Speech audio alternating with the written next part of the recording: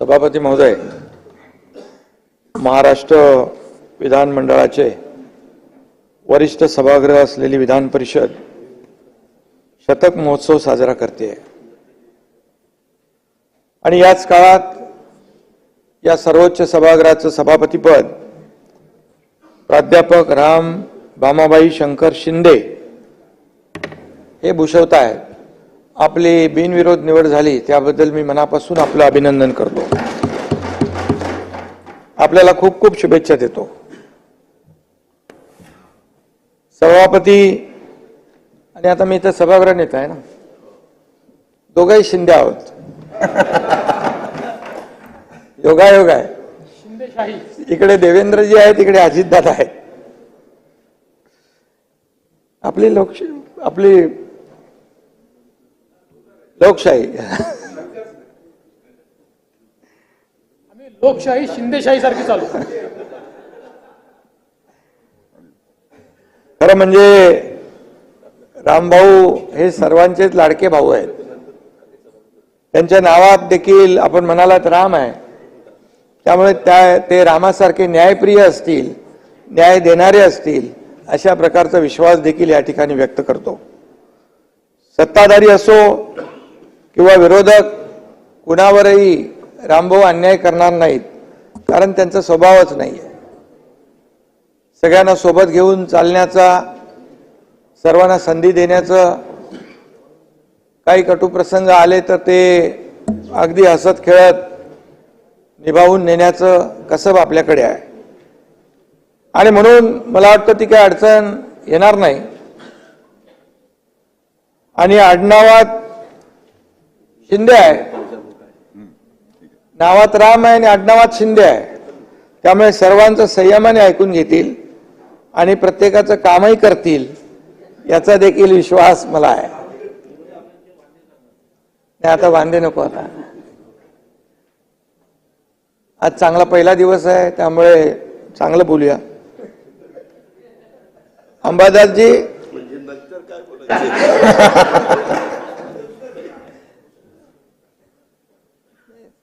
सत्ताधारी आणि विरोधक ही रथाची दोन चाकं आहेत आणि हे वरिष्ठ सभागृह आहे. त्यामुळे लोकशाहीमध्ये आणि राज्याचा कारभार हाकताना सत्ताधारी आणि विरोधक ही दोन्ही महत्वाची जबाबदारीची भूमिका घेणारे लोक असतात आणि त्यामुळे विरोधी पक्ष यांचा देखील मान सन्मान या ठिकाणी नक्की होईल. पुण्यश्लोक अहिल्यादेवी होळकरांच्या जन्मभूमीतला हा सुपुत्र आहे. अहिल्यादेवींच्या माहेरच्या बाजूच्या घराण्यातले 9वे वंशज आहेत. ही देखील अभिमानाची बाब आहे. अहिल्यादेवींचा धगधगता वारसा त्यांच्या धमन्यातून वाहतो आहे. असा वारसा लावायला देखील भाग्य लागतं, नशीब लागतं आणि असा सभापती मिळालाही भाग्य असावं लागतं. देवेंद्रजींनी सांगितलं ते, त्यामुळे मी पुन्हा सांगणार नाही. आणि खऱ्या अर्थाने आज आपण सभापतीपदी विराजमान झालेला आहात. पुण्यश्लोक अहिल्यादेवींचा तुम्हास लाभे वारसा, न्याय, समता, बंधुता आणि लोकसेवेचा वसा अशा प्रकारचं कामगिरी आपल्या हातून होईल. हेच आता तुमच्या पुढच्या कार्यकाळाचं सार असणार आहे याची मला खात्री आहे.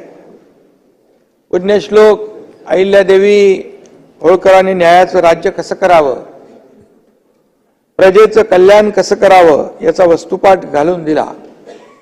आणि आम्ही देखील आपण कार्यक्रम जेव्हा आयोजित करायचे तेव्हा आम्ही सगळेजण यायचो आणि तो देखील एक अभिमानाचा, आनंदाचा प्रसंग असायचा. आणि त्याच पुण्यश्लोक मातेच्याच जन्मभूमीची माती कपाळाला लावून तेच संस्कार घेऊन राम शिंदे समाजकारणात उतरलेत. एक शेतकरी कुटुंबातला मुलगा आज या सन्मानाच्या पदावर बसलाय. राम शिंदेजी सोन्याचा चमचा घेऊन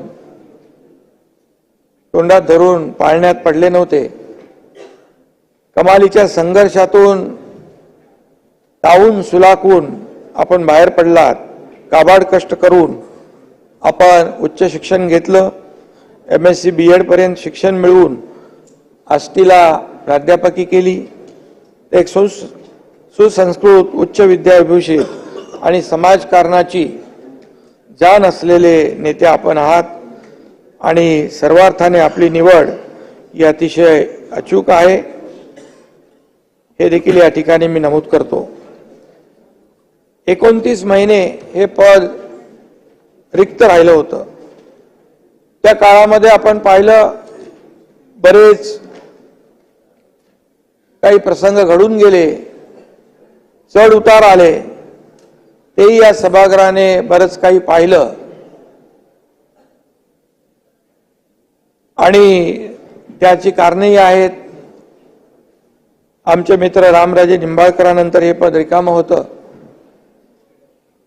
त्यामध्ये मी त्या कालावधीमध्ये जाऊ इच्छित नाही, परंतु त्या काळात आमच्या डॉक्टर नीलमताई गोरे उपसभापती पदावरून सभागृहाचं कामकाज अतिशय समर्थपणे उत्तमपणे तुम्ही सांभाळलं.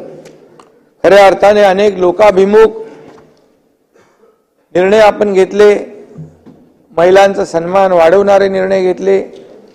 महिलांवर अन्याय अत्याचार जेव्हा होत होते तेव्हा आपण धावून जात होता आणि महिलांना सन्मान देणारी भूमिका आपण घेतली आणि खऱ्या अर्थाने अनेक चांगले निर्णय या सभागृहामध्ये आपल्या कारकिर्दीमध्ये झाले. डावकरे साहेबांची आठवण देवेंद्रजींनी मुख्यमंत्री महोदयांनी करून दिली. खरं आहे, उपसभापती ते होते, परंतु ते सर्वांचेच उपसभापती होते. सगळ्यांनाच आपलंसं करून ठेवण्याची हातोटी त्यांची होती आणि अतिशय लोकप्रिय उपसभापती म्हणून त्यांची कारकीर्द ठरली. आणि म्हणून आपण देखील अतिशय संयम ठेवून काम केलं. काही कटू प्रसंग आले देखील, तेव्हा आपण जेव्हा वेळ द्यायचं तेव्हा वेळही दिला आणि जेव्हा थांबवायचं तेव्हा थांबवलेही. त्यामुळे सभागृहाचं हे वरिष्ठ सभागृह आहे आणि इथूनच जो काही संदेश जनमानसामध्ये जातो तो त्याची प्रतिमा जनमानसामध्ये तयार होते. अशा प्रकारचे हे वरिष्ठ सभागृह आहे. यामध्ये अनेक वरिष्ठ सभापती होऊन गेले, सदस्य होऊन गेले आणि या सभागृहाची एक मोठी परंपरा आहे. या सभागृहाचं एक वेगळी गरिमा आहे, वेगळं महत्त्व आहे आणि या सभागृहाचं वेगळं पावित्र्य आहे आणि म्हणून ते देखील जपण्याचं काम आपण निलमताई केलं. श्रद्धा सबुरी मगाशी आपण म्हणालात आणि खऱ्या अर्थाने पेशन्स आणि श्रद्धा सबुरी हे माणसाच्या राजकीय सामाजिक जीवनातला अतिशय महत्त्वाचा एक भाग आहे.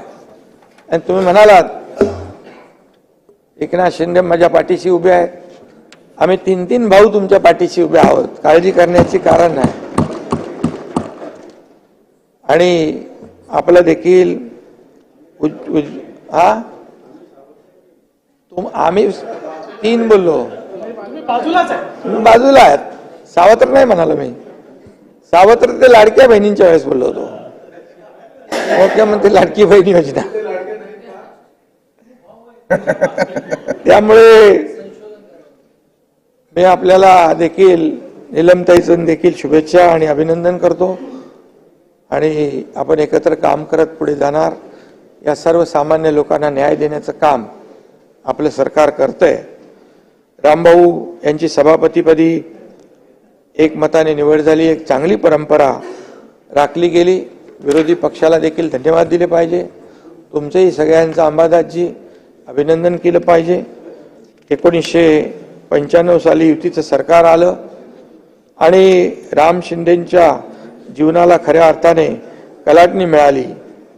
तत्कालीन ग्रामविकास मंत्री अण्णा डांगे यांनी अहिल्यादेवींचं जन्मगाव चौंडी विकास प्रकल्पाची जबाबदारी तुमच्यावर टाकली होती आणि ही जबाबदारी प्राध्यापक रामभाऊ शिंदे यांच्यासाठी निर्णायक ठरली।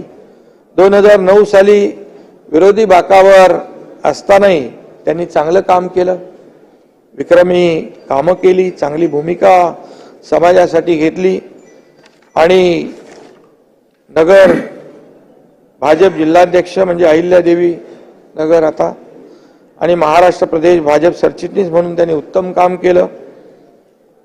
2014 मध्ये ते मोठ्या फरकाने निवडून आले। आधी राज्यमंत्री आणि मग राज्यमंत्री काम आपलं केलं ते मुख्यमंत्री महोदयांनी त्याचा उल्लेख केलेला आहे। मग कॅबिनेट मंत्री म्हणून त्यांनी प्रभावी काम केलं आणि ते कधी शिवसेना भाजपा युती असं कधी वागले नाही, ते आपण एकत्रच सगळ्यांनी काम केलं आणि आपण शिवसेना भाजपची आपली वैचारिक युती होती, परंतु आपण कधी फरक केला नाही, फरक दाखवला नाही, याचा साक्षीदार मी आहे। त्यामुळे एक सर्वांना सोबत घेऊन चालणारा लोकप्रतिनिधी म्हणून आपली कारकीर्द आहे, शांत संयमी नेतृत्व म्हणून आपली ओळख आहे। परंतु जनतेच्या प्रश्नावर मात्र आपण नेहमी आक्रमक राहिलेला आहात, मग तेव्हा अगदी कठोर भूमिका देखील आपण घेतलेली आहे आणि म्हणून सभापती म्हणून त्यांच्यातील नेतृत्व आणि संयम, अभ्यासू वृत्ती आणि सभागृह चालवण्याची हातोटी हे गुण तुमच्यातून आम्हाला पाहायला मिळतील। कारण शेवटी हे आपलं सरकार आता मुख्यमंत्री महोदयांच्या नेतृत्वाखाली आम्ही दोघं, मी आहे, अजितदादा आहे, आमचं सर्व मंत्रिमंडळ आहे, एक गतिमान सरकार 2.5 वर्षाच्या महायुतीच्या कारकिर्दीमध्ये जी गती आणि वेग या सरकारने घेतला ते आता अधिक वेगाने पुढे जायचं आहे आणि त्यामध्ये या वरिष्ठ सभागृहाचा देखील मोठा रोल असणार आहे, मोठा सहभाग असणार आहे, मोठं योगदान असणार आहे। कारण इथं सदस्य संख्या खालच्यापेक्षा कमी आहे, त्यामुळे खूप लोकांना बोलायची संधी मिळते आणि आपापले विचार मांडण्याची देखील संधी मिळते, आपली भूमिका या ठिकाणी मांडण्याची संधी मिळते। आपल्या मतदारसंघातल्या किंबहुना राज्याच्या प्रश्नावर वाचा फोडण्याची संधी, न्याय मिळवून घेण्याची संधी या सभागृहामध्ये जास्त मिळते आणि म्हणूनच आपण या सर्वांना नक्की न्याय द्याल आणि आपलं जे कसब आहे या ठिकाणी पाहायला मिळेल। नीलमताई आपल्या सोबतच आहेत आणि आपण हे सभागृह उत्तमरित्या या ठिकाणी चालवाल अशा प्रकारची अपेक्षा व्यक्त करतो।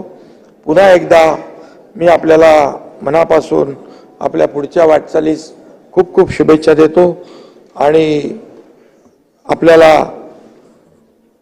आपल्यामध्ये असलेले कलागुणांना वाव मिळण्याची संधी आहे कलागुणांना। त्यामुळे आता सभापती म्हणजे आपल्याला त्या सभापती पदाचं मान सन्मान आब राखणं ही आपली जबाबदारी आहे आणि ती राखाल अशा प्रकारचा विश्वास व्यक्त करतो आणि थांबतो। धन्यवाद। जय हिंद, जय महाराष्ट्र।